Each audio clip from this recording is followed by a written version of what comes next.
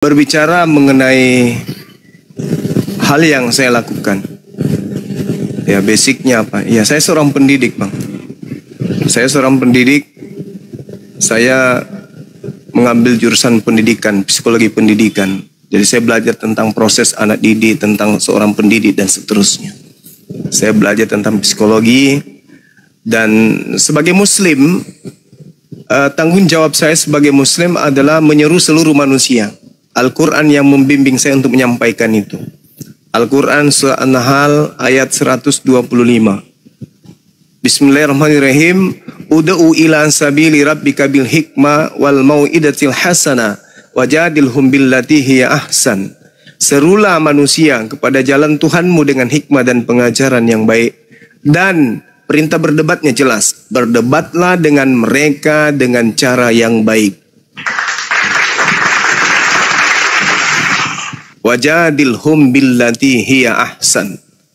Jadi ada perintah berdebat, tapi dengan cara yang baik. Di data yang lain, illal ladzina zalamu minhum, kecuali terhadap orang-orang zalim yang ada di antara mereka. Maka kamu harus tegas, kamu harus keras terhadap mereka, supaya mereka mendapatkan pengajaran. Banyak yang menolak, tapi tidak sedikit yang kemudian menerima. Jadi kalau hanya berdasarkan apa kredibel Anda, apa background Anda, apa basic Anda harus sarjana teologi, Anda harus sebagai seorang ustadz baru menyampaikan kebenaran. Tidak. Siapapun yang melihat kemungkaran, maka wajib hukumnya dalam Islam mencegah kemungkaran itu. Ta'muruna bil ma'ruf wa yanhauna 'anil munkar. Maka itu kewajiban umat Islam menyampaikan yang baik, yang ma'ruf, dan mencegah kepada yang mungkar. Itu yang pertama. Yang kedua, bertemunya dua muara. Muara Islam dan muara Kristen. Islam adalah ajaran yang diperintahkan untuk disampaikan kepada seluruh manusia, bahkan kepada alam semesta. Rahmatan lil alamin. Islam datang sebagai rahmat untuk alam semesta. Begitu ketemu dengan Kristen, rupa-rupanya Kristen juga ada perintah yang disebut perintah. Apa itu? Perintah apa yang ada dalam Kristen? Amanat agung, Bang. Amanat agung. Pergilah, jadikanlah seluruh manusia menjadi pengikutku. Perintah jadikan. Itu adalah sebuah tekanan. Kalau Anda tidak menjadikan, berarti Anda melanggar perintah. Beritakanlah Injil kepada seluruh makhluk. Baptislah mereka dalam nama Bapa, Anak, dan Roh. Ketika perintah ini sebagai perjanjian agung di dalam gereja, amanat yang sangat dimuliakan dan dijunjung tinggi oleh gereja, datang pada kami sebagai muara yang terpisah dengan Kristen, maka tidak semudah itu Anda kemudian mengajak kami menjadi pengikut Kristus. Anda harus lolos dari beberapa syarat. Kristus mana yang Anda jual, yang Anda jajakan? Nah itu. Jadi Islam memiliki kemudian perintah untuk menyampaikan Islam itu kepada seluruh manusia. Kristen juga memiliki perintah untuk menjadikan seluruh manusia menjadi Kristen. Jadi dua sisi yang bertemu. Nah, penguatnya adalah Al-Quranul Karim. Kalau berbicara mengenai Bang Suma, Al-Quran mengatakan, Innal ladina amanu yuqatiluna fi sabilillah. Sesungguhnya orang-orang beriman itu berperang, beraktivitas, bergerak, bersuara dalam pergerakan menegakkan tali agama Allah. Berperang di jalan Allah. Innal ladzina kafaru, dan sesungguhnya orang-orang kafir fi sabilit tagut, mereka berjuang di jalan tagut.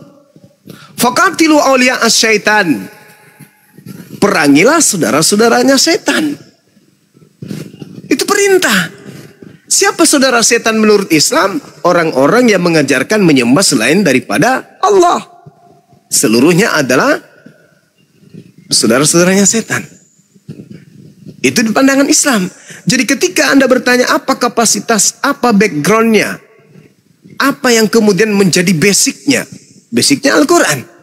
Innal ladzina amanu yuqatiluna fi sabilillah wal ladzina kafaru yuqatiluna fi sabilit tagut. Faqatilu awliya asyaitan. Perangi mereka. Bukan perang dalam bentuk angkat senjata, enggak. Tetapi perangi pemikiran mereka. Perangi konsep mereka yang keliru, yang tidak berdasarkan terhadap kitab yang diwahyukan Tuhan melalui Rasul-Rasulnya.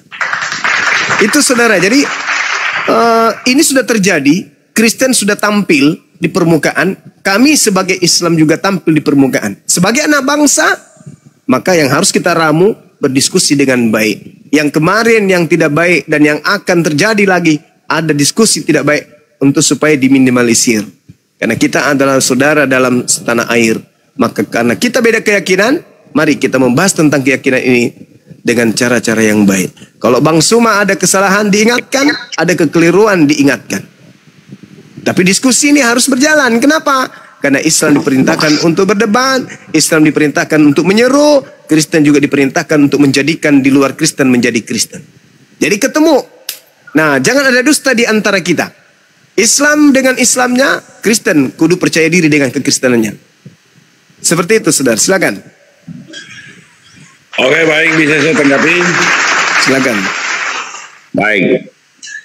Yang pertama, ternyata saya baru tahu Bang Suma ini bukan basicnya katakanlah teologis, atau kalau misalnya dari sisi Islam ya ustaz, anak apa ya biasanya kalau sekolah basic awal untuk sekolah agama apa namanya?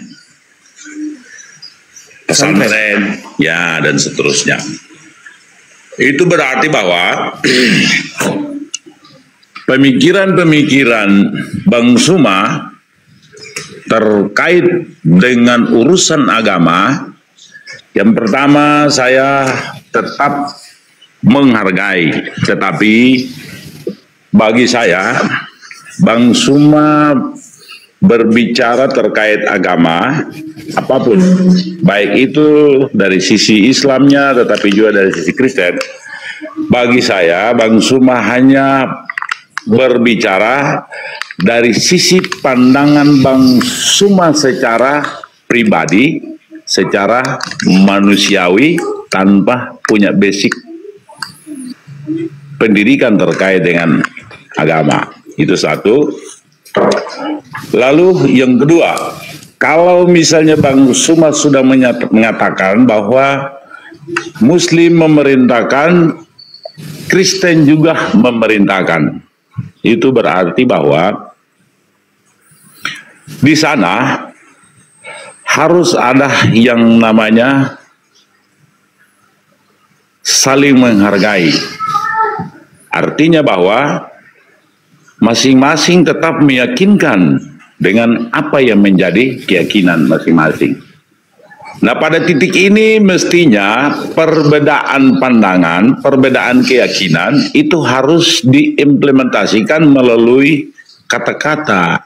Artinya bahwa apapun yang kita berbicara, tetapi sedapat mungkin kita menghindari cemoohan, kata-kata kasar terhadap orang yang berbeda keyakinan. Kan begitu. Berpandangan boleh, bernarasi boleh, tetapi kita tetap harus menghargai keyakinan orang yang menjadi dasar. Itu maksudnya. Jadi, mohon maaf, ini karena sepanjang ini kan saya dengar Bang Suma selalu mencemooh orang lain, mencemooh orang yang tidak sekeyakinan, gitu. Jadi saya hanya berpandangan seperti begitu. Karena ya kalau Bang Suma punya pandangan yang tadi Bang Suma katakan, itu berarti bahwa ada titik temunya, yang itu kesimpulannya harus kita saling menghargai antara satu dengan yang lain tanpa harus mencemooh. Ini parah ini. Kata-kata yang kasar. Gitu. Tenang. Oke, Bang. Oke, itu Tenang. Iya, saya rasa ini adalah masukan yang baik. Ya, satu pandangan yang nilainya positif, cakupannya positif, dan cukup mengedukasi. Cuman satu hal kemudian sebagai narasi yang membangun wawasan kita, bahwa kita tidak pun bisa menilai seseorang itu dari permukaan saja.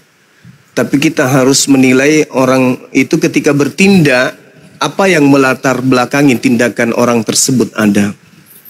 Berbicara mengenai pendidikan, saya mondok 6 tahun. Saya lulusan dari pesantren Nurul Junaidiyah, Lauwo, Kabupaten Luwu Utara pada zaman itu. Saya angkatan 98, kemudian ambil jurusan perbandingan mazhab di UIN, YIN waktu itu Alauddin, kemudian di Universitas Muslim Indonesia saya juga mengambil jurusan pendidikan agama Islam.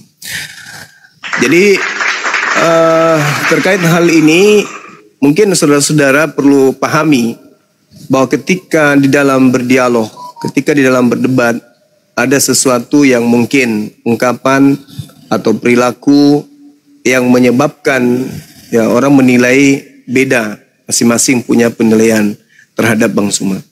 Itu saya akui memang.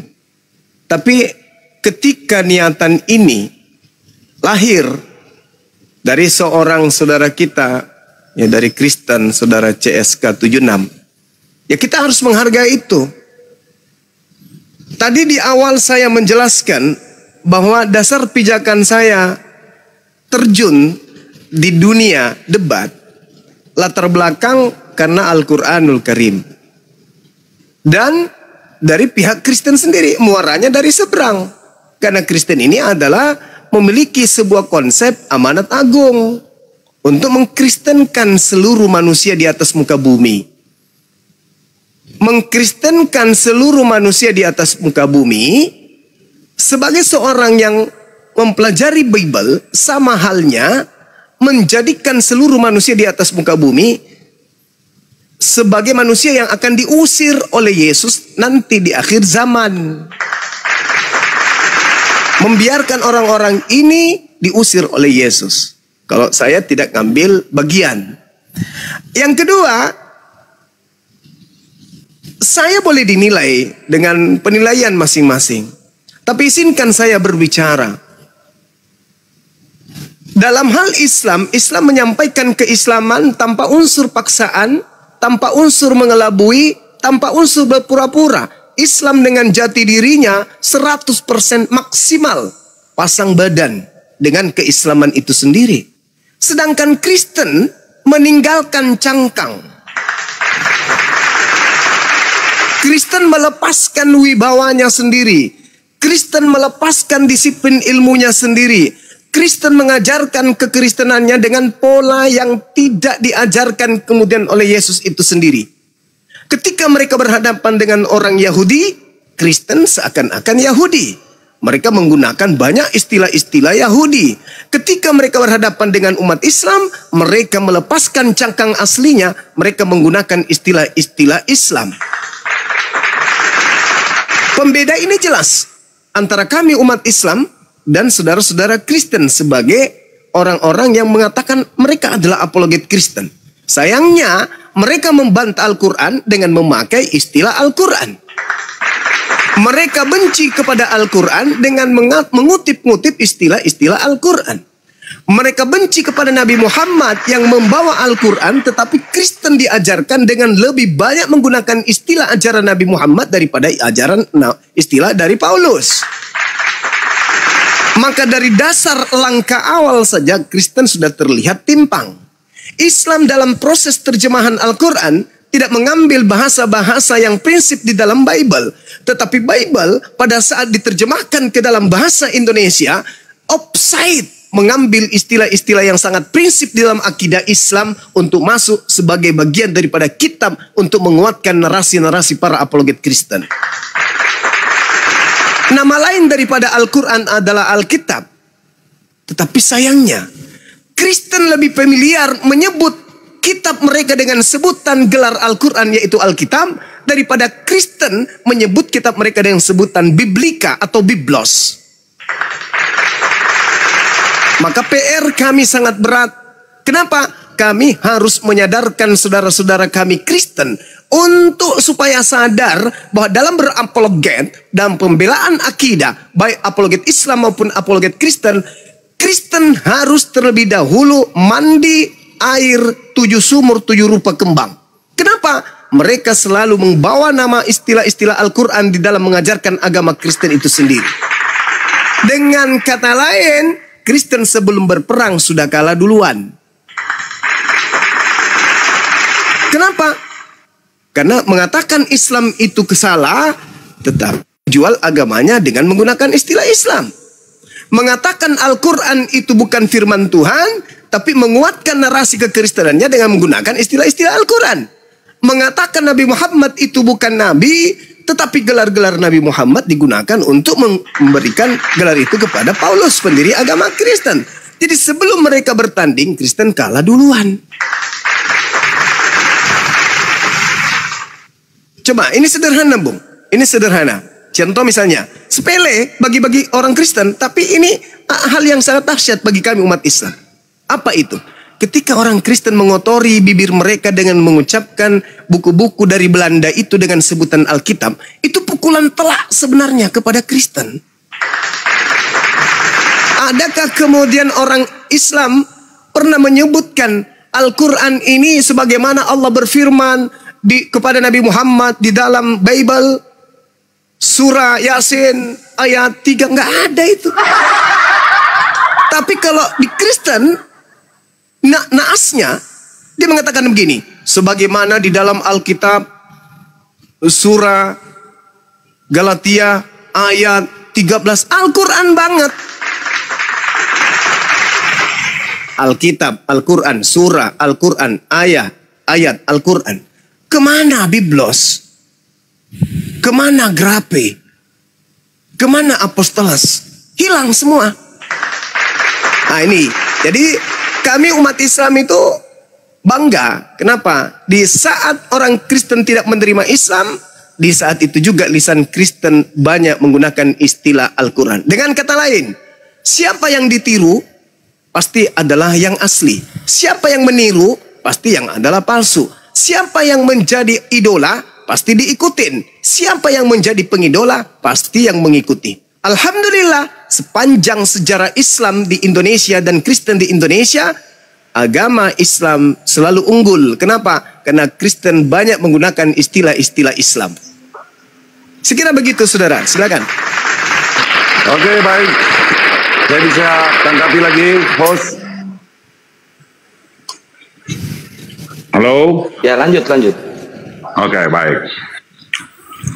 Ya, jadi dari narasi yang disampaikan oleh Bang Suma, bagi saya sih, saya menghargai, tetap menghargai saja, tetapi meyakini sudah pasti tidak. Lalu, saya mau sampaikan begini. Yang dimaksud Bang Suma katakan Kristen itu sebetulnya yang Bang Suma maksudkan Kristen di Indonesia ataukah Kristen secara keseluruhan dalam kaitan dengan penggunaan istilah Alkitab ataukah dalam kaitan dengan isi Alkitab? Karena begini, agama khusus Kristennya, kami Kristen, sifatnya itu kan dia universal. Agama itu sifatnya universal. Jadi itu diterima dimanapun keberadaan suku manapun yang meyakini itu, kan tidak ada masalah terkait dengan istilah kan gitu. Di Indonesia katakanlah kami menggunakan istilah atau memakai kata Alkitab. Di Amerika Bible. Dan mungkin di suku lain, di negara lain menggunakan bahasanya, tetapi isi daripada kitab itu tetap sama. Begitu. Itu yang kedua. Yang ketiga, Bang Suma tadi mengatakan Kristen mengutip atau Kristen meminjam Sebetulnya saya mau tanya sih, antara Kristen dalam pengertian ajaran, bukan komunitas. Kristen dalam pengertian ajaran, sebetulnya mana yang duluan? Kristen ataukah Muslim? Oke, biar langsung ditanggapi ya Pak ya. Oke, izin saya mute. Apa dulu Guru Nda? Iya, baik. Ini sudah berapa kali saya terangkan ya. Selalu narasi saudara kita Kristen itu berarah kepada satu keadaan di mana Kristen lebih dulu daripada Islam. Oke. Tetapi ada satu hal yang mesti dipahami dengan pola sederhana. Kakak saya nih, yang pertama, anak sulung, dia lebih dulu dari Bang Suma. Tapi zaman dia lahir, itu belum ada HP. Tiba-tibanya saya dewasa, saya beli HP. Terus dia rampas HP itu dan dia mengatakan ini milik saya karena saya lebih dulu ada daripada ente. Padahal HP ini adanya di zaman saya. Bukan adanya di zaman dia. Meskipun dia lebih dulu ada di atas muka bumi, tapi pada zamannya belum ada HP. Ini logika sederhana. Inilah yang terjadi di Kristen. Karena menganggap mereka pertama daripada Islam, maka semua yang ada di depannya itu miliknya. Ini adalah mental-mental penjajah. Mental penjajah yang masih terekam, tertancap di dalam benak orang-orang Kristen. Setiap sesuatu karena mereka lebih dulu, maka yang lain belakangan itu hanya penumpang. Mereka yang punya dunia alam semesta ini. Tapi giliran penyesat itu datangnya di abad pertama, nggak mau nolak, nggak mau nerima. Yesus mengatakan, waspadalah kepada penyesat yang datang kepada kamu, yang seangkatan dengan angkatan ini. Penyesat itu ada di tengah-tengah kita. Memang dia berasal dari tengah-tengah kita, tapi dilemparkan ke abad ke-7. Ini keanehan yang terjadi. Kenapa? Karena tidak punya jati diri. Tidak punya harga diri. Agama yang benar tidak pernah mau diwarnai oleh keadaan apapun. Kenapa? Agama yang benar itu diasaskan terhadap firman pencipta langit dan bumi yang maha tahu, yang mana firmannya akan menundukkan semua keadaan yang ada di depannya. Kalau ada sebuah kitab yang dianggap suci, tetapi dia diwarnai oleh keadaan yang ada pada habitat di mana dia pergi, itu bukan firman Tuhan. Kenapa? Karena dia harus diwarnai. Kenapa dia diwarnai? Karena sudah tidak cocok dengan warna yang ada. Kitab suci Anda masuk ke dalam wilayah Bali, tidak bisa dijadikan sebagai kitab suci sebelum dirubah mewarnai ikut warna yang ada di dalam sana. Kitab Anda tidak bisa menjadikan orang Indonesia menjadi Kristen sebelum kitab Anda harus diwarnai menjadi keislam-islaman seperti mayoritas penduduk orang Indonesia. Ada apa dengan kitab saudara? Ada apa dengan agama saudara? Ada apa dengan Tuhan yang Anda sembah? Al-Quran 1400 tahun silam, kemanapun dia pergi, sedahsyat apapun kebencian orang terhadapnya, dia datang dengan gagah berani, pasang badan. Lu punya bahasa, boleh bahasa Inggris. Lu punya bahasa, boleh bahasa Mandarin. Lu punya bahasa, boleh bahasa roh. Lu punya bahasa, boleh bahasa langit. Tetapi ente tidak akan pernah bisa mewarnai aku, sebab aku adalah bahasa Tuhan. Aku adalah kalamullah. Aku adalah kalam Allah. Aku punya jati diri. Bahasa-bahasa manusia tidak akan pernah bisa menundukkan bahasa Tuhan. Makanya saya pernah bertanya kepada seorang pendeta yang ternama di Indonesia ini. Di-live-kan malah. Saya tanya, apakah menurut saudara firman Tuhan bisa dikoreksi? Katanya nggak boleh, nggak bisa. Apakah firman Tuhan bisa direvisi? Tidak boleh. Kenapa firman yang ada di dalam kitab saudara setiap saat dikoreksi, direvisi? Bingung langsung. Copot jantungnya. Terasa ginjalnya terkunyah-kunyah kemudian. Dia sendiri mengatakan tidak bisa dikoreksi firman Tuhan, tidak bisa direvisi firman Tuhan itu. Kalau begitu Anda sudah menjawab kitab saudara bukan firman Tuhan. Karena faktanya setiap saat bisa dikoreksi, bisa direvisi. Berbeda dengan Al-Quran. Karena dia kemudian kitab saudara bisa dikoreksi, bisa direvisi, maka seenak perut sesuai dengan pesanan kapan saja bisa menggunakan istilah-istilah di luar daripada kitab saudara demi untuk melancarkan aksi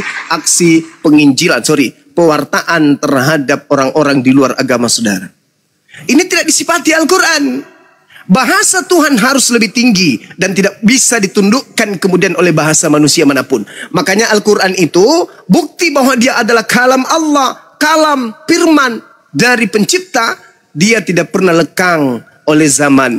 Dia tidak pernah hanyut oleh modernisasi. Dia tidak pernah tertinggal oleh keadaan. Sehebat apapun masa itu, semodern apapun zaman itu, Al-Quran akan tetap berdiri paling depan. Bagaimana dengan Bible? Semakin hari dunia semakin modern, semakin canggih, maka Bible akan semakin diwarnai oleh keadaan. Yang tadinya babi berubah menjadi, karena sudah banyak kota, berubah menjadi babi hutan. Nanti kalau orang semua semakin modern, babi hutan itu berubah lagi menjadi babi yang pakai sepatu hak tinggi yang diharamkan dimakan. Nanti lama-lama babi mana yang diharamkan di Bible? Bisa jadi berubah babi yang menggunakan HP di mana saja dia pergi. Babi mana yang diharamkan dimakan? Berubah lagi babi yang menggunakan kendaraan bermotor dan seterusnya. Kenapa? Karena Bible itu selalu diwarnai oleh keadaan, bukti bahwa Bible bukan firman Tuhan.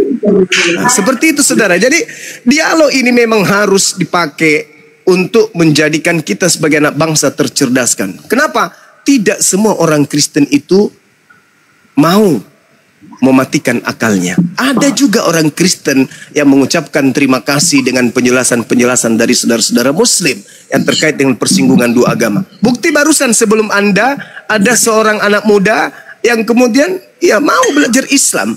Karena mereka mendengarkan apa yang kami sampaikan berdasarkan Bible itu betul. Ketika kami mengatakan Yesus mengatakan dirinya bukan Tuhan, di mana dalilnya Yesus mengatakan dirinya bukan Tuhan? Kami nunjukkan data. Yohanes 17 nomor 3. Hidup kekal itu adalah mereka mengenal Tuhan satu-satunya yang adalah di langit, dan berarti dia satu-satunya, berarti yang di bumi yang bernama Yesus itu bukan Tuhan. Karena kapan Yesus itu juga adalah Tuhan, berarti harusnya hidup kekal itu adalah mereka mengenal dua-duanya Tuhan, yaitu Bapa dan yang Yesus.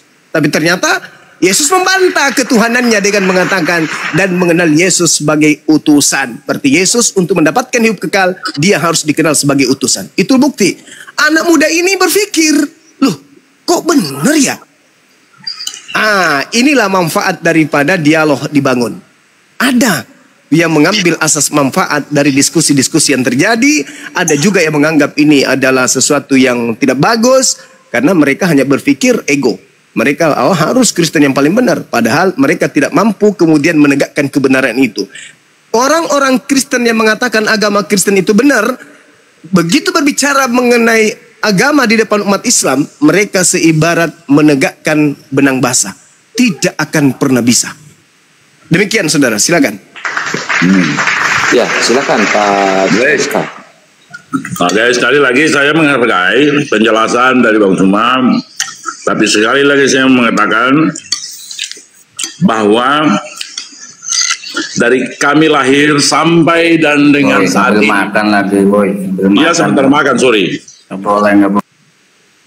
Dari kami lahir sampai dan dengan saat ini, tidak pernah ada kitab suci kami itu direvisi. Kalau soal terjemahan, iya. Tetapi isi kitab suci tidak pernah direvisi. Satu. Yang kedua, sebagai penutup, nanti kita akan, sebetulnya saya masih mau lanjut lagi, cuman nanti di lain waktu saya akan lanjut. Tapi saya hanya mau bilang, kami orang Kristen dulu, sekarang, dan selamanya tidak pernah berubah keyakinan itu. Jadi menghargai, ya, tetap kita menghargai selaku keyakinan orang. Saudara kita juga banyak yang Muslim, kita saling menghargai. Dari sisi kemanusiaan kita harus tetap saling toleransi satu dengan yang lain. Tetapi pada bagian wilayah-wilayah masuk pada wilayah-wilayah agama, tentu masing-masing dengan keyakinannya. Jadi itu sebagai penutup Bang Zuma dan host, mohon maaf kalau ini komentar awal saya ketika bertemu awal, tetapi nanti saya akan mungkin di lain waktu lagi nanti kalau kesempatan saya bisa masuk lagi. Baik Pak. Jadi poinnya cuma satu yang barusan ya Pak ya. Kita Bible tidak pernah direvisi, itu yang akan dijawab sama Gurunda. Baik. Tapi nanti aja lah. Saya keluar dulu ya. Saya keluar dulu. Ya baik. Ini mengedukasi yang lain aja di bawah. Siap Pak. Ya. Makasih ya Pak ya.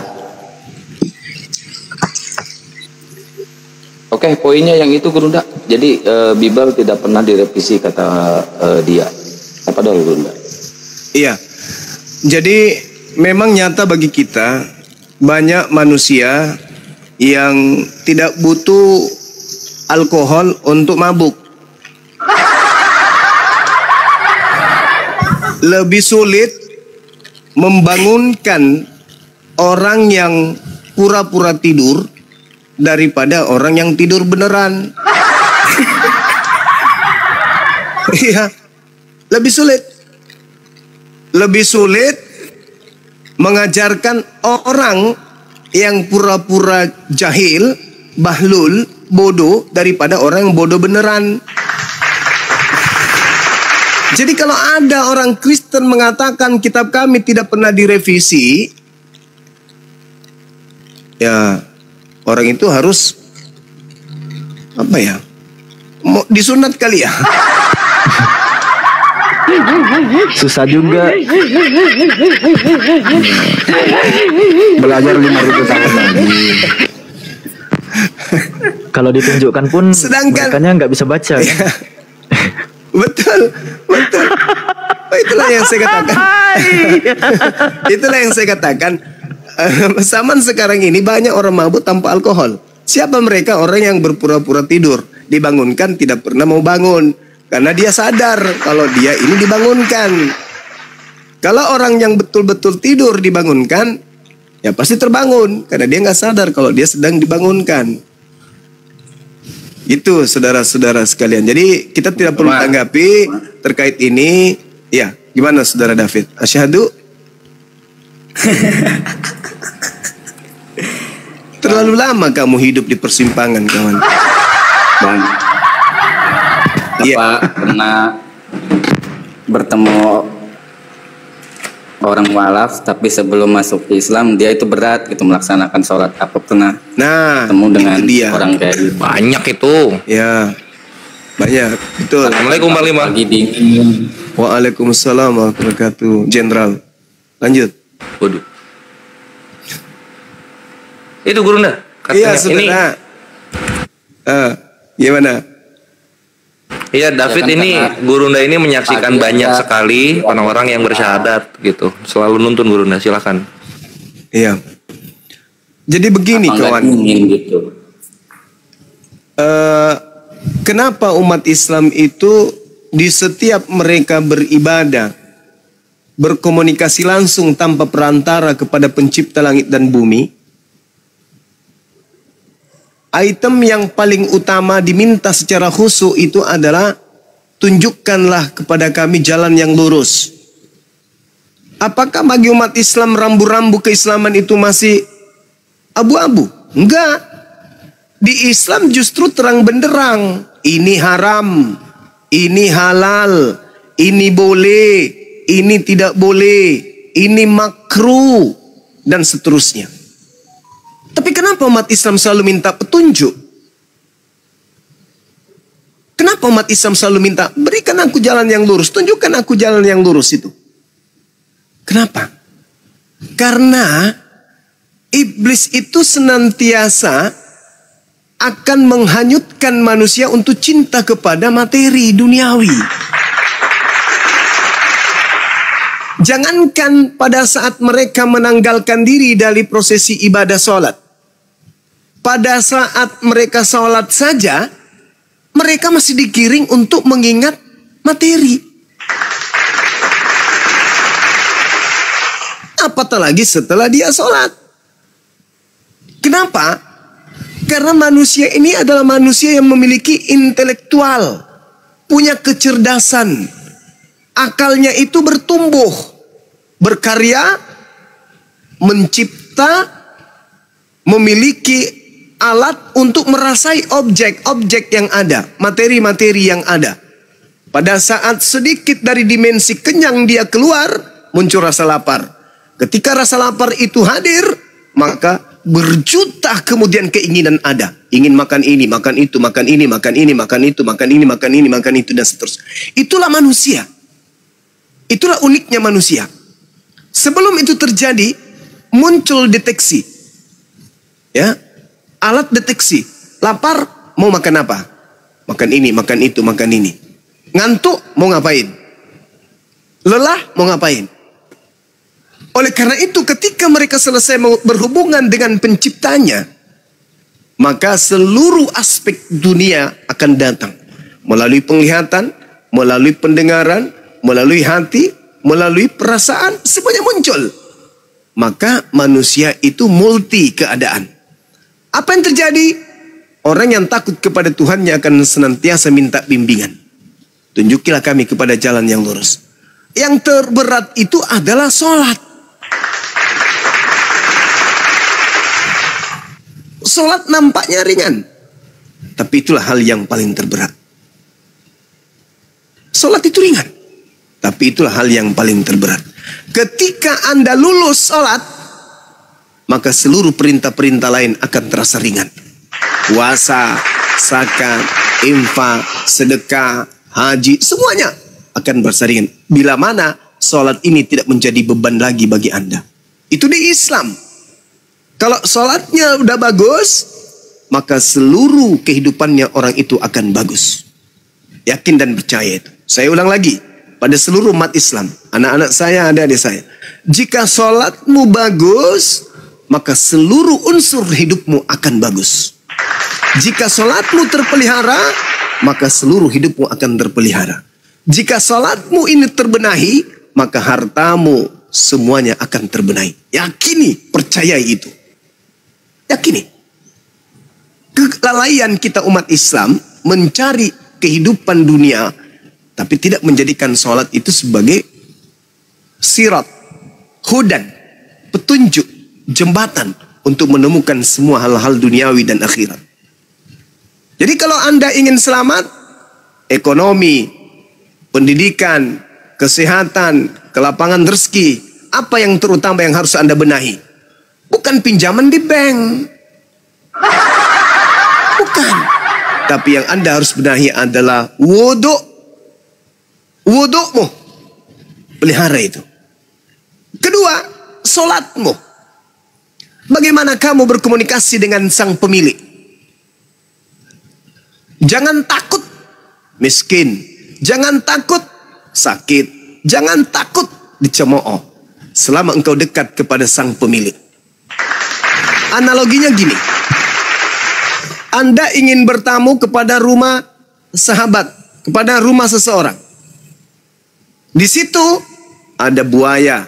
Sebelum masuk di halamannya, pekarangannya ada buaya, jangan hantu, jangan Pak Bom-Bom. Di situ ada buaya, ada serigala, ada harimau, ada guguk.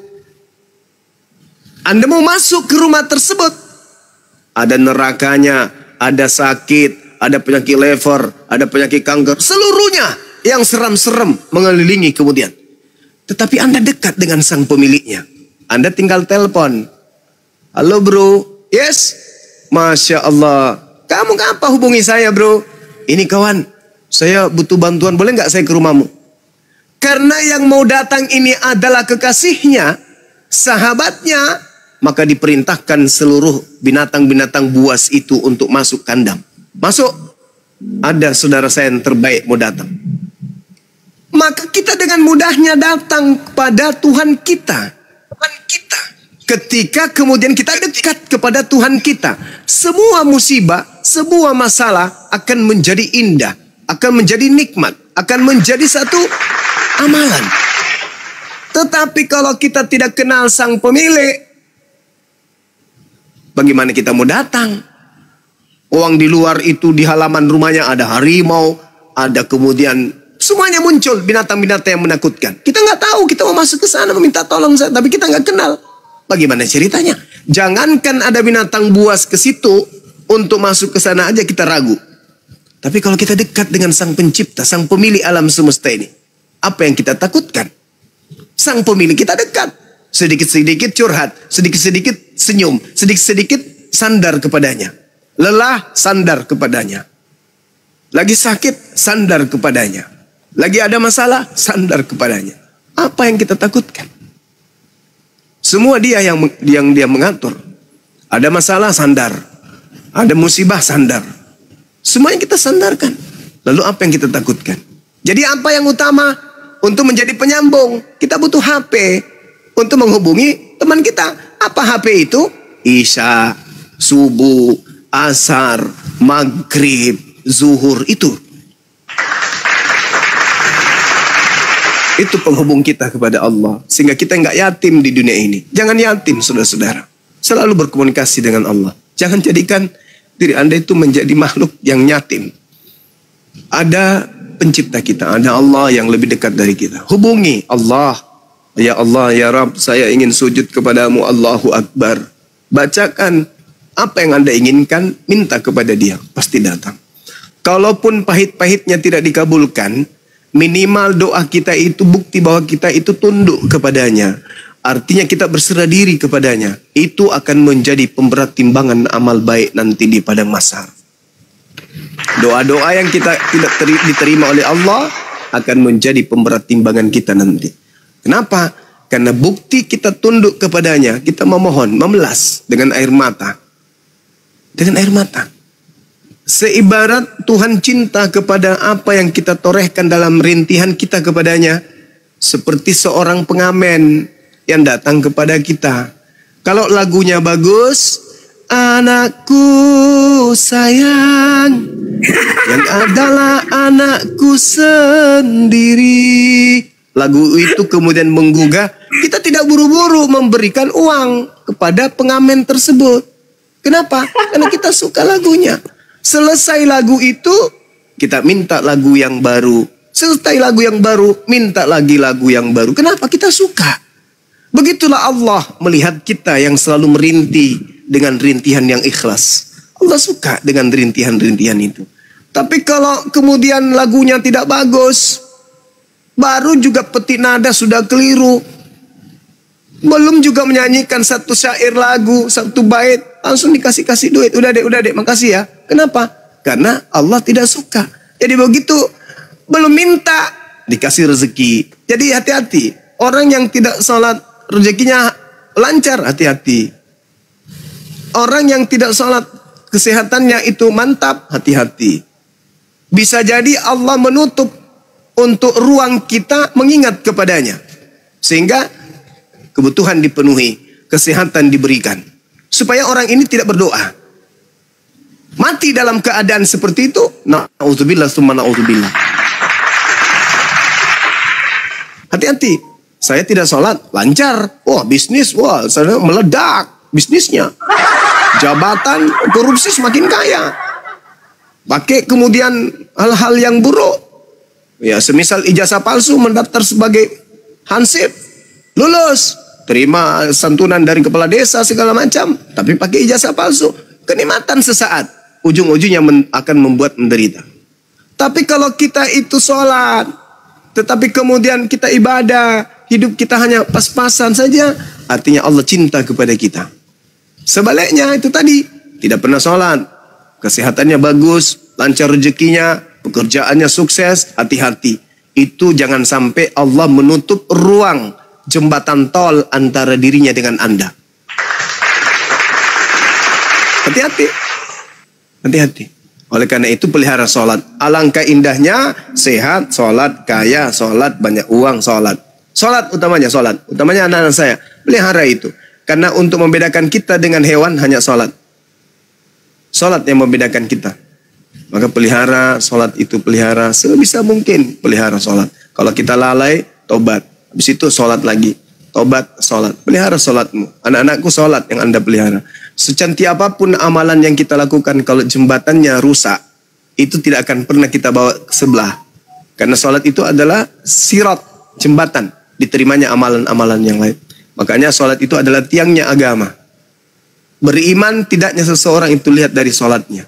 Boleh orang itu percaya kepada Allah, boleh percaya kepada semuanya. Tapi sholatnya hancur, ya berarti pondasinya hancur. Sholat bukan pekerjaan yang berat, saudara-saudara. Bukan pekerjaan berat. Cuman berapa menit? Hah? Lebih berat Anda buang air di toilet dengan menggunakan HP. Bisa sampai berjam-jam. Jadi pelihara sholat. Banyak orang murtad, betul. Karena malas sholat. Apa sih ini? Apa sih yang saya lakukan tiap hari 5 kali sehari? Ngapain? Lebih bagus nyanyi-nyanyi. Dijamin surga. Nah, jadi melalui pertanyaan saudara David, saya ingin menghimbau sebagai orang tua kepada anak-anak saya, yuk saling mengingatkan, mari kita sholat. Sholat adalah senjata yang Allah serah terimakan kepada Nabi Muhammad secara langsung. Berbeda dengan perintah-perintah yang lain. Nabi Muhammad diangkat ke langit untuk menerima perintah sholat. Maka sholat inilah yang harus menjadi simbol utama keislaman kita. Mari kita sholat. Pada saat sholat, membuktikan bahwa kita dekat kepada pencipta. Saya kira begitu sahabat-sahabat sekalian. Kebetulan saya masih ada di kota Dumai. Yang mudah-mudahan apa yang saya sampaikan hari ini bisa menjadi edukasi buat kita semua, utamanya kepada penikmat materi apologet. Ya, jangan bosan-bosannya mendengarkan materi-materi apologet ini, karena ini sangat penting. Oke, saya kira begitu untuk sementara. Silakan dilanjut, diambil alih lagi. Kalau masih ada nanti penyembah makhluk kuburan, diserahkan kepada teman-teman yang punya potensi untuk menjelaskan itu. Demikian, silakan. Mau nanya atau ditanya Bang Pran? Dibuka mute-nya Bang Pran. Mau nanya Bang. Ya, silakan Anda bertanya. Tapi sebelum Anda bertanya, Anda wajib di sini, wajib hukumnya untuk tab-tab layar sampai 100 baru boleh bertanya. Silakan. Oke Bang. Oke. Jadi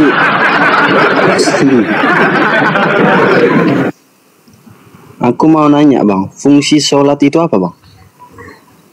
Wah, ini soalan bagus. Ini soalan bagus. Berhubung saya gurunya Ustadz Alif, silakan murid saya untuk menjawab. Silakan. Siap guru. Oke. Mohon izin biar muridmu yang menghadapi seperti ini. Oke. Saya izin sungkem dulu guru.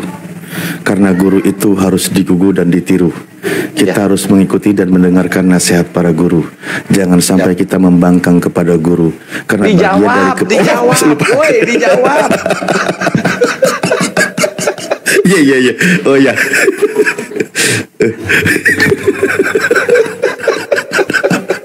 Baik. Terima kasih. Mohon maaf ya, Bang Fran. Kadang kita perlu ada di weekend ini kan, jangan merungut terus gitu. Pertama, dalam sebuah keterangan juga menyebutkan Rasulullah, solu tasihu gitu kan. Salatlah kalian, maka kalian akan mendapatkan kesehatan di dalam salat itu. Itu secara dohiriyah. Saya sedikit banyak ini ya, kasih penjelasan dari beberapa poin. Kalau kita sholat dengan melakukan pergerakan yang baik, maka itu membuat tubuh kita itu menjadi sehat. Itu sholat. Pergerakan-pergerakan di dalam sholat itu terjadi peregangan otot, intinya menimbulkan kesehatan secara lahiriah. Secara fisik, ya Anda bisa praktekkan bagaimana mengangkat tangan, bagaimana orang ruku, bagaimana orang sujud dengan melipatkan jari jemari kakinya dan seterusnya. Itu membuat tubuh kita itu menjadi sehat, lebih rileks kan gitu ya. Ibadah itu bukan cuma duduk di kursi kayak gitu. Itu justru malah bikin pegel. Makanya tempat ibadah itu tidak boleh ada kursi. Maksudnya kalau sedang beribadah fokus kepada Tuhan itu bukan cuma duduk gitu. Karena itu bikin pegel ya. Mungkin nanti yang rematik, yang kram itu tidak terobati. Tapi kalau orang sholat ibadah, ada berdirinya, ada rukuknya, balik lagi ada sujudnya, berdiri lagi, itu nanti sehat di dalam tubuh. Itu secara lahiriah ya. Kedua juga sholat itu membuat kita menjadi orang melatih konsentrasi terfokus, ya, menjadi terfokus kepada satu titik di mana kita membaca. Nah, di dalam bacaan itu ternyata mengandung ayat-ayat Al-Quran yang kita sedang berzikir mengingat kepada Tuhan. Di dalam Al-Quran disebutkan, ala bidzikrillahi tatma'innul qulub. Ketika engkau mengingat Tuhan, maka hatimu akan menjadi tentram. Itu terjadi ketentraman. Ketiga, sholat itu Allah berfirman, wasta'inu bisobri wassalah. Silakan kalian minta pertolongan kepada Tuhan dengan cara sabar dan melakukan sholat. Makanya di dalam sholat kita diajarkan untuk mengucapkan kalimat iyyaka na'budu, kepada Engkau lah, hanya kepada Engkau lah ya Allah kami beribadah menyembah, wa iyyaka nasta'in, dan kepada Engkau lah kami memohon pertolongan. Nah, kita meminta kepada Tuhan. Di situ Allah di dalam hadis qudsi menjelaskan, wali abdi masa'ala, terhadap hambaku apa yang ia pinta, kan gitu. Jadi dijawab. Makanya sholat itu secara dohiriahnya tadi prakteknya membuat tubuh kita menjadi sehat. Secara rohaninya, secara spiritualnya kan gitu, membuat kita konsentrasi dan terfokus berkomunikasi dengan Sang Pencipta. Itulah yang dinamakan sholat. Sholat itu makanya dalam segi bahasanya juga nanti sesuatu yang terhubung kepada Sang Pencipta. Itu kita terhubung dari kata sholawah, itu sesuatu yang berhubungan dari makhluk kepada Sang Pencipta sedang mengingat Tuhannya. Sang Pencipta mendengar apa yang dimunajatkan oleh hambanya. Nah, itulah yang dicontohkan oleh Nabi kami, Nabi Muhammad SAW gitu. Jadi kurang lebih begitu ya Bang ya, makna yang terkandung di dalam sholat. Nah, kalau masih kurang lengkap nanti tanyain lagi aja. Gini Bang, bentar, izin sebentar sedikit aja. Ini saya ada berita bagus dan berita sangat keren. Tapi nanti ya saya spillnya setelah debat. Ini ada pembubaran gereja di daerah Sukabumi ya. Tapi nanti ini ya saya spillnya. Silakan dilanjut aja dulu diskusinya. Ini buat nanti tema nanti malam. Gini Bang, terus kenapa orang Islam harus mengarah ke satu titik atau satu kiblat?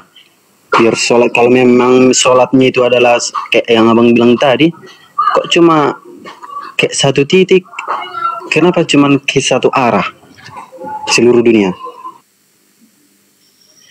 Oke, baik, terima kasih. Itu bagian satu perintah di dalam Al-Quran.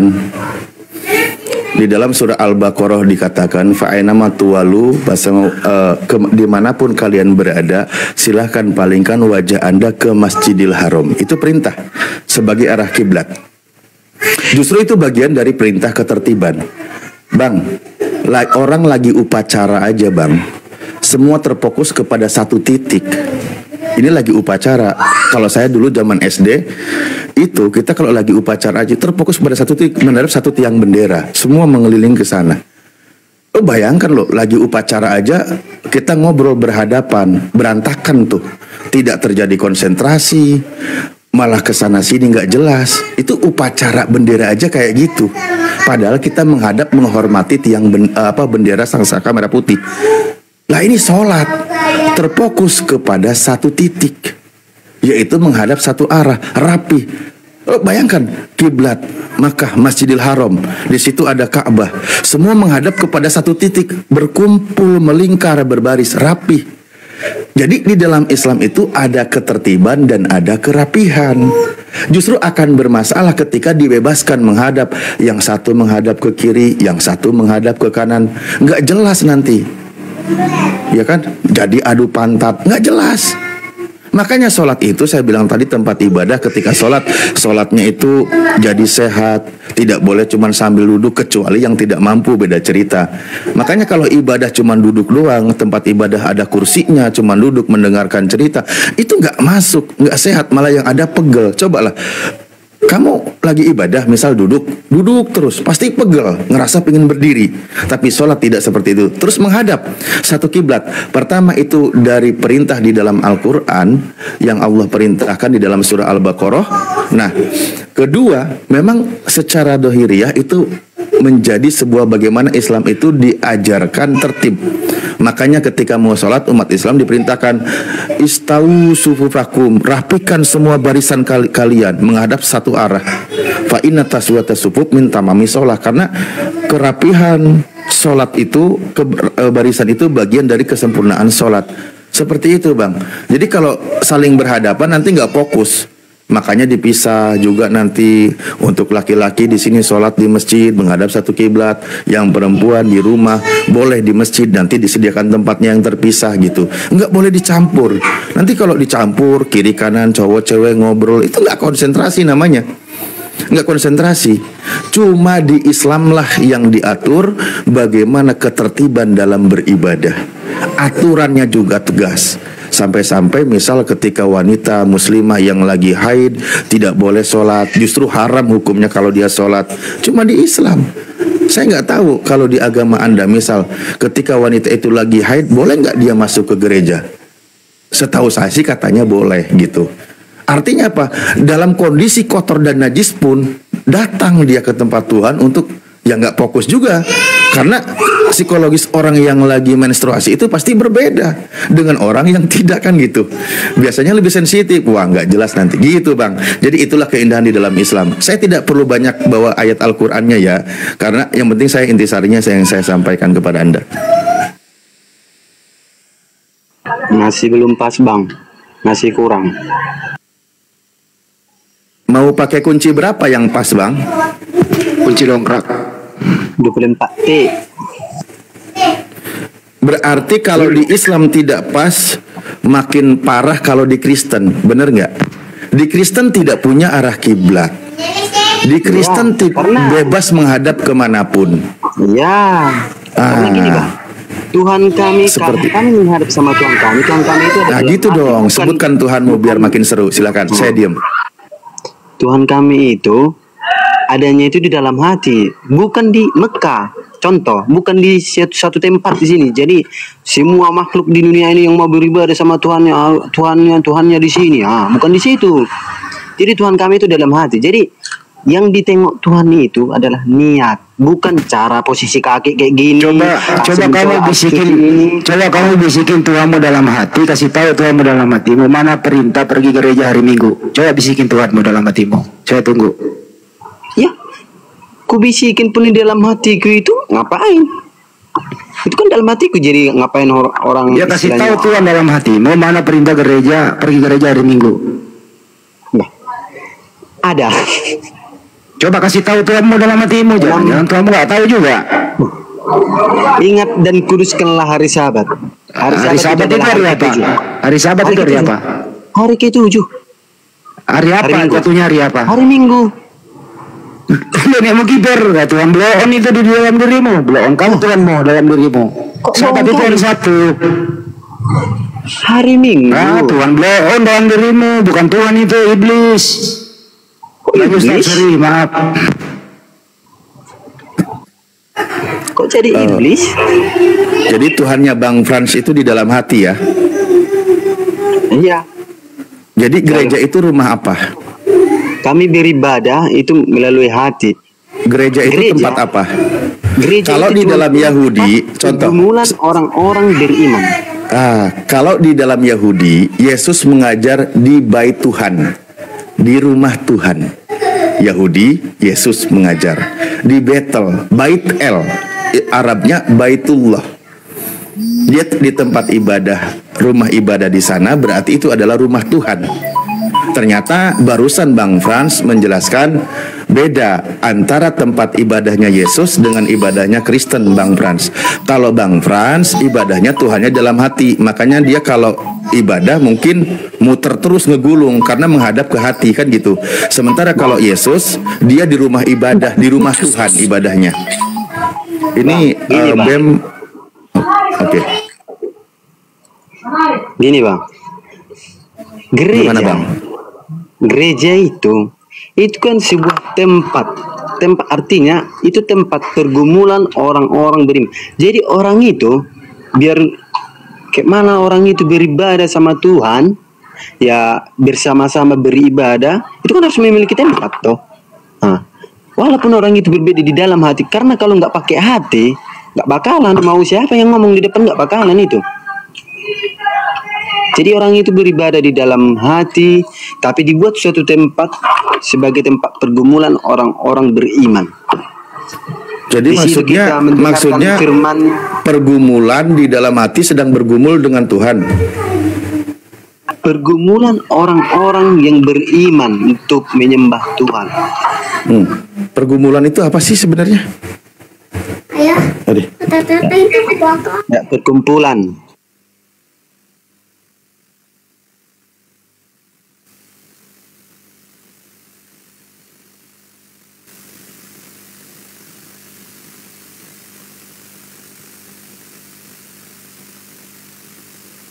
Maaf, barusan ada anak datang takut berisik noise. Ya, dilanjut lagi ya. Jadi tadi begitu ya, mohon maaf. Kalau Yesus sendiri ketika dia beribadah, dia mengajar di rumah Tuhan, bukan di gereja.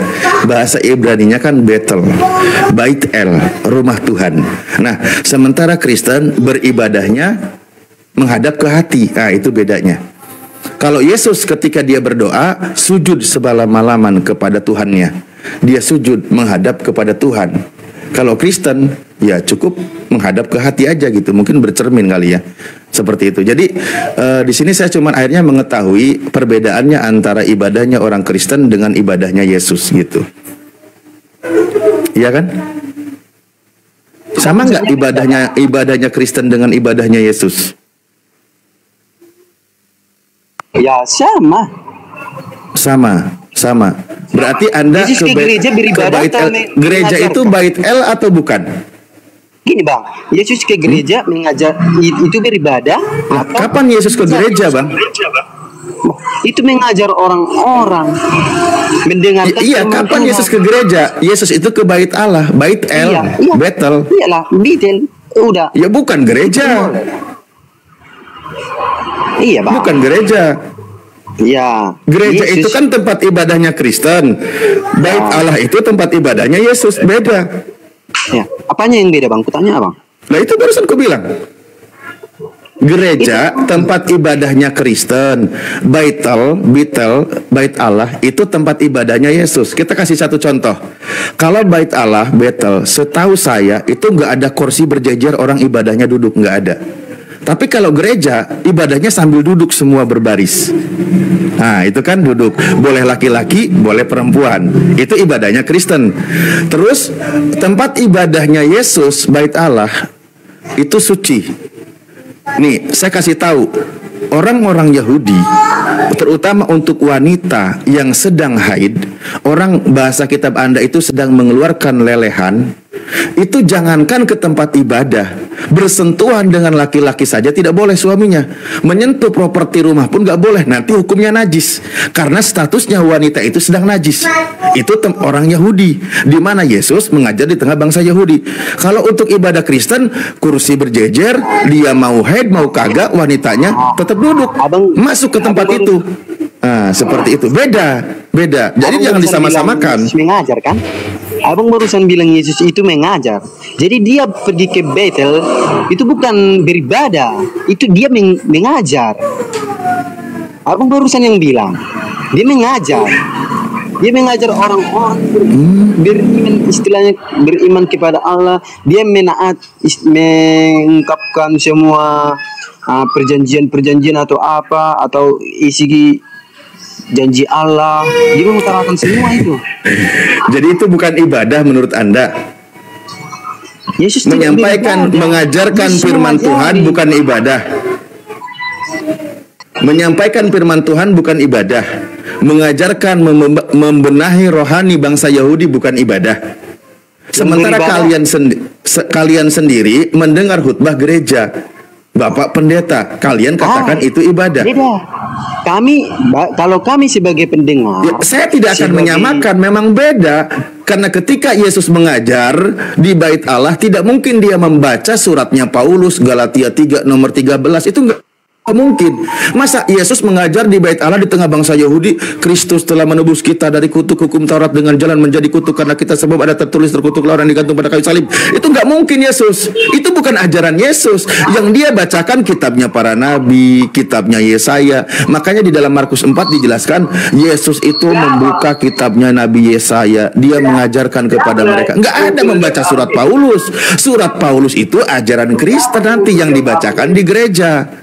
Nggak nyambung. Apalagi sampai ada yang joget-joget, mohon maaf, itu nggak nyambung. Makanya kalau dibilang beda, yang saya dari tadi sedang tidak menyamakan. Memang beda tempat ibadahnya dan juga cara ibadahnya antara ibadah Yesus dengan ibadahnya orang Kristen gitu.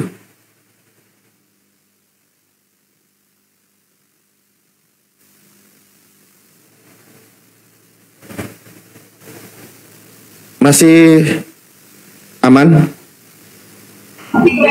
Aman. Oke, mantap. Coba jelaskan lagi 5 perbedaan yang tidak sama antara Yesus dengan Kristen. Berikutnya, silakan. Setahu sih bang, nggak ada yang beda sih. Yesus ketika berdoa kepada Tuhan, dia bersujud semalam-malaman. Dia bersujud. Ada tertulis di dalam ayatnya. Anda setuju kan? Ya, dia bersujud. Orang-orang Kristen di gereja pada sujud nggak? Sebenarnya nggak sujud sih bang, berlutut. Oh, ayatnya bersujud.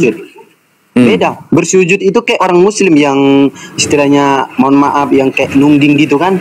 Itu yang bersujud. Lah memang bersujud di situ beda. di kitab Anda tidak dikatakan Yesus bersujud. Bukan bersujud. Oh, bukan bersujud. Oke, kita buka coba ya di dalam kitab Anda. Berarti kalau Anda katakan nungging, Yesus lagi nungging-nungging di sini ya. Itu seingatku di dalam Matius ada, di dalam Lukas juga ada. Matius 26, coba ya saya buka Matius 26 30-an lah pokoknya. Saya buka dulu ya. Kalau kata-kata bersujud ya memang ada. Cuman ya, bersujudnya itu kan saya bilang memang ada dari tadi, makanya saya katakan Yesus bersujud. Nih ya, saya bukain. Ya, bersujudnya itu nggak kayak bersujud yang. Jadi kutanya abang, yang bersujud itu yang seperti apa? Mungkin Yesus sujudnya dia kebalik, jadi tengkurap ngadep ke atas gitu, atau dia kayak salto, kepalanya di bawah, kakinya yang di atas, atau dia terlentang gitu. Bersujud kan artinya tunduk. Jadi mau diri pun apa? Bisa juga bersujud. Kalau keadaan mungkin sujudnya Yesus menurut Anda kakinya di atas, kepalanya di bawah gitu, dibedain gitu. Ya kan, yang namanya orang bersujud itu kan dia meletakkan kepalanya ke tanah kan gitu. Dia sedang bersujud. Tapi Anda paksakan sujudnya Yesus itu berbeda gitu. Terus kenapa mengambil kata sujud yang di situ dari kata sajadah yang adanya di dalam Al-Qur'an gitu. Nah, kalau di Kristen mau sujud, saya yakin akan pada jontor kepalanya. Karena apa? Di depannya kursi. Nggak mungkin bisa dia. Nah, gitu. Jadi Yesus itu berdoa bersujud semalaman. Sujud yang menurut abang itu yang seperti apa? Ya sujud meletakkan kepalanya ke tanah, bersujud. Situlah yang salah. Sujud artinya itulah bang, menurut abang. Bang Adrian hanya ngikut-ngikut aja deh. Apa definisi sujud? Sajada yasjudu sajdan. Artinya? Fahuwa sajidun. Artinya? Itu bahasa Arab bang. Sajada ia telah bersujud. Cuma bisa baca bahasa Arab tapi nggak tahu artinya. Lah Anda ngambil bahasa Arab terus diterjemahkan seenaknya, gimana sih? Itulah. Jadi ya sudah, nggak apa-apa. Gini loh saya bilang, bang, saya tidak ada masalah ketika Anda berbeda. Saya kan udah bilang tadi, memang ibadahnya Kristen berbeda dengan ibadahnya Yesus. Yesus itu ketika lah buktinya loh, kan saya tadi udah bilang, bedanya di mana bang? Bedanya di mana? Loh, Yesus ketika beribadah, dia masuk tempat ibadah, dia membacakan kitab di tempat Baitullah, Bait El, ada Bait orang Allah. Mendengarkannya. Orang Kristen tempat ibadahnya di mana? Di gereja. Ya beda lah, tempat ibadahnya aja udah berbeda. Yang berbeda di situ tempat ibadah Yesus ada salibnya nggak? Tempat beribadah Yesus ya belum ada lah bang, itu kan logo. Ya simbol. Makanya beda. Kalau salib kan lambang kutuk. Sementara tempat ibadah Yesus tempat yang mulia. Bulan enggak?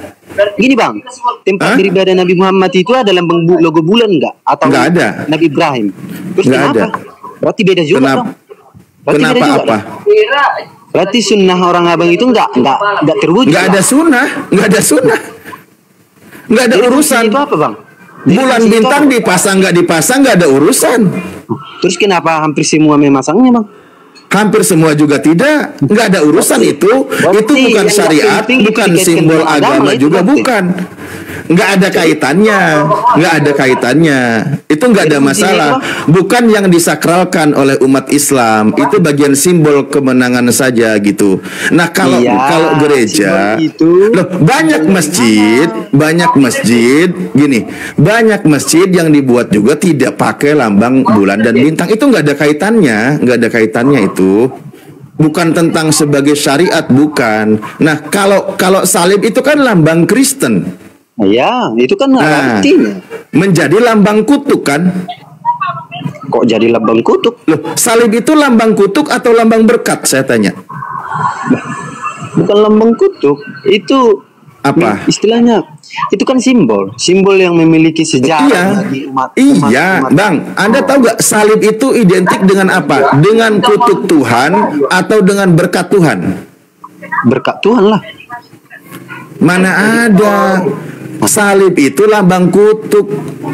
Dari mana bang tahu?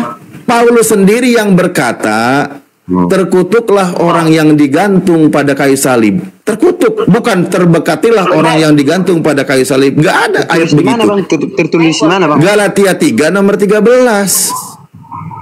Udah bang baca sebelum ayat itu, udah bang baca? Sudah, abang malah belum tahu sama sekali. Saya ngasih tahu Anda. Kristus telah tadi kan saya sudah bacakan. Kristus telah menebus Kristen dari kutuk hukum Taurat dengan jalan menjadi kutuk karena Kristen.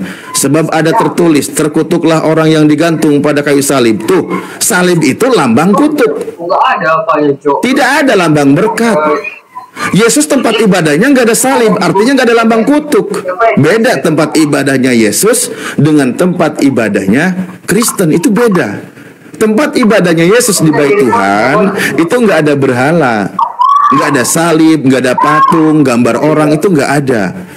Karena tidak boleh. Orang Yahudi dilarang membuat patung. Nah, kalau Kristen berlomba-lomba membuat patung, beda lagi tempat ibadahnya. Jadi lambang kutuk yang ada di dalam kitab Anda dijadikan simbol keagamaan dalam Kristen. Iya. Jadi ketika orang Kristen masuk ke gereja yang ada lambang salibnya, mereka sedang berbondong-bondong masuk ke lambang kutuk gitu loh. Enggak juga. Iya, ya mungkin nggak mungkin lah ada akui, pasti ditolak karena nggak mau mengatakan terkutuk. Tapi itulah faktanya, salib itu lambang kutuk, kan gitu. Jadi apa? Jadi terkutuk. Sama halnya kalau misalkan ku bilang bahwasanya yang di atas kubu masjid itu punyanya dewa. Berarti orang muslim menyembah dewa? Nggak ada. Karena umat Islam itu tidak mengkultuskan itu. Tidak mengkultuskan itu. Terus ngapain kalau salib itu, Bang? Kalau salib itu inti dari keimanan Kristen.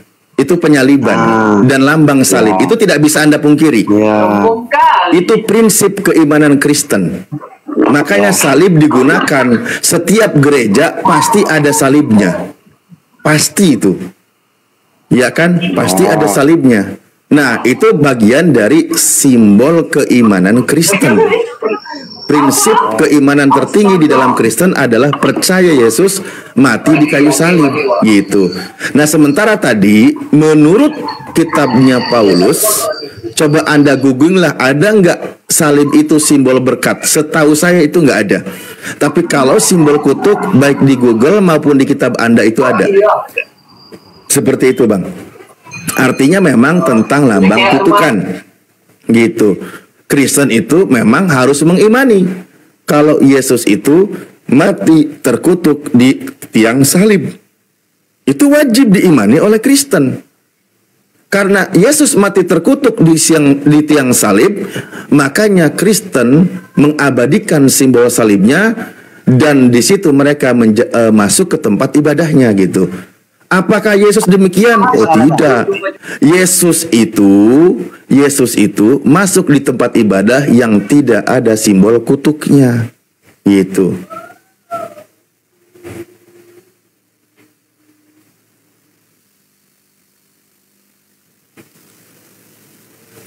Oke, jelas ya perbedaannya. Masih ada pertanyaan lain?